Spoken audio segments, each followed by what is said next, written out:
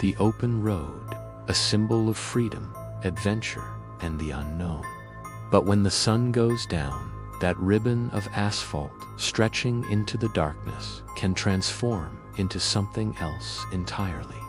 The familiar becomes strange, and the silence is filled with a sense of anticipation, a feeling that you're not entirely alone out there. Tonight, we're dimming the lights and driving into the heart of those chilling roadside mysteries. We're going to explore some of the most unnerving encounters people have sworn happened to them on lonely roads after dark. So, buckle up, check your mirrors, and stay with me. This is one road trip you won't forget. Our first story comes from a long-haul trucker named Mark, who spent decades crisscrossing the country. He'd seen it all, or so he thought. One night, he was pushing through a desolate stretch of highway in the Nevada desert. It was around 2 a.m., the kind of quiet where the hum of the tires is the only sound in the world. Up ahead, in the glow of his headlights, he saw a figure. It was a woman, standing stock still on the shoulder of the road. She was wearing what looked like a vintage dress, something from the 1950s.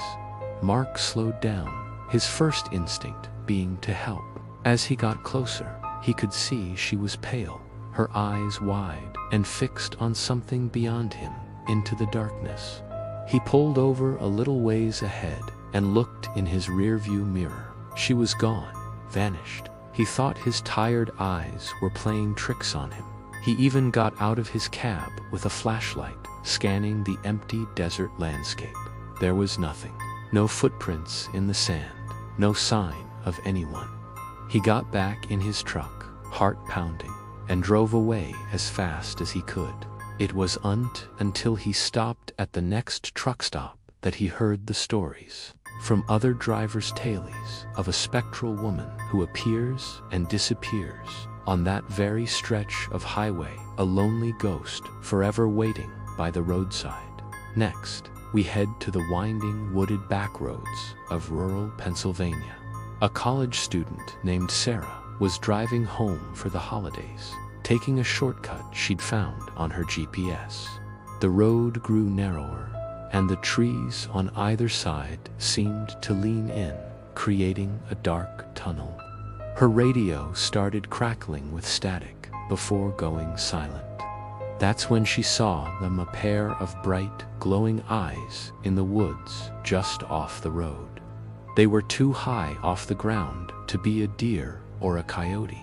She slowed her car, peering into the darkness. Suddenly, the creature that the eyes belonged to stepped out into her headlights. It was tall, impossibly thin, and stood on 2 legs. Its limbs were long and spindly, and it moved with a jerky, unnatural gait. Sarah slammed on her brakes, her car skidding to a halt just feet away from it. The creature tilted its head, its glowing eyes staring directly into hers, seemingly unfazed by the car. For a moment that felt like an eternity, they were locked in this terrifying standoff. Then, as quickly as it appeared, it turned and darted back into the woods, swallowed by the darkness. Sarah didn't wait around. She floored it, not looking back until she was on a well-lit main road. To this day, she has no explanation for what she saw, but the image of those glowing eyes and that lanky figure is burned into her memory. This next account is a bit different. It doesn't involve a ghost or a creature, but something arguably more unsettling, the uncanny. It was shared by a couple, Tom and Jessica, who were on a cross-country road trip. They were driving through a vast, flat part of Texas late one night, miles from any town. Their gas light blinked on, and a sense of unease started to creep in. Just as they began to truly worry, they saw a single light in the distance. As they got closer, they saw it was a gas station, a small, old-fashioned place that looked like it was pulled right out of a black and white movie. Relieved, they pulled in. There was only one attendant, an elderly man with a kind, vacant smile who didn't say a word. He just nodded, filled their tank, and took their cash. Tom tried to make small talk, but the old man just kept smiling and nodding. The whole interaction felt off. The air was heavy, and the silence was absolute. No crickets, no wind, nothing. Once their tank was full, they paid and drove off, feeling a strange chill despite the warm night. About 20 miles down the road, Tom realized he'd left his wallet on the counter. Cursing his luck, he turned the car around. But when they got back to where the gas station should have been, there was nothing, just an empty, dusty plot of land with a broken-down fence. It was as if the station had never existed. They searched for over an hour, but it was gone, along with Tom's wallet.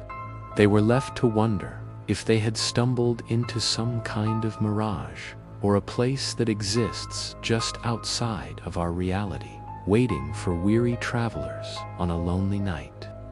Our final story takes us to the foggy coastal roads of Northern California, an area known for its towering redwood forests and mysterious disappearances. A park ranger named Dave was doing his final patrol of the night along a secluded service road. It was disorienting, and Dave relied on his intimate knowledge of the road to navigate. As he rounded a tight bend, his headlights caught something that made his blood run cold. In the middle of the road, dozens of cars were stopped. They were all silent, their lights off, their doors wide open. They ranged from modern sedans to classic cars, all empty. It was a phantom traffic jam. Dave stopped his truck, his hand hovering over the radio call button. He got out, flashlight in hand, calling out to see if anyone was there. Only the dripping of moisture from the redwood trees answered him. He cautiously approached the nearest car. The keys were still in the ignition. A half-empty cup of coffee sat in the coup folder, still warm. It was as if the occupants had all vanished into thin air just moments before. A profound sense of dread washed over him. He felt like he was being watched from the deep, dark woods. He scrambled back to his truck and reversed all the way back up the winding road, not daring to turn his back on the silent, empty cars. When he returned with backup an hour later, the fog had lifted and the road was completely empty. There was no sign of the cars, no tire tracks, no evidence that anything had been there at all. The official report called it a hallucination brought on by fatigue and fog. But Dave knows what he saw. He saw a place where the road ends and everyone just disappears. From ghostly figures to unexplainable creatures and places that shouldn't exist, the world's dark roads hold countless secrets. These stories remind us that sometimes the greatest mystery isn't the destination, but what you might encounter along the way. They tap into that primal fear of the dark and the unknown, the feeling of being small and vulnerable in a vast, indifferent landscape. Are they tricks of the mind, born from exhaustion and isolation? Or are they glimpses into something else, something that operates by a different set of rules, just beyond the reach of our headlights?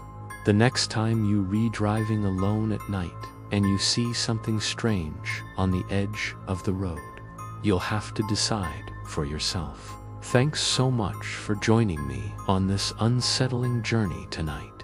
The world is full of mysteries, and sometimes the scariest ones are found on the most ordinary of paths. If you have your own unnerving roadside story, I'd love to hear it in the comments below. And if you enjoyed this exploration into the unknown, Be sure to hit that like button and subscribe for more adventures into the strange and unexplained. Until next time, drive safe and maybe keep an eye on your rearview mirror.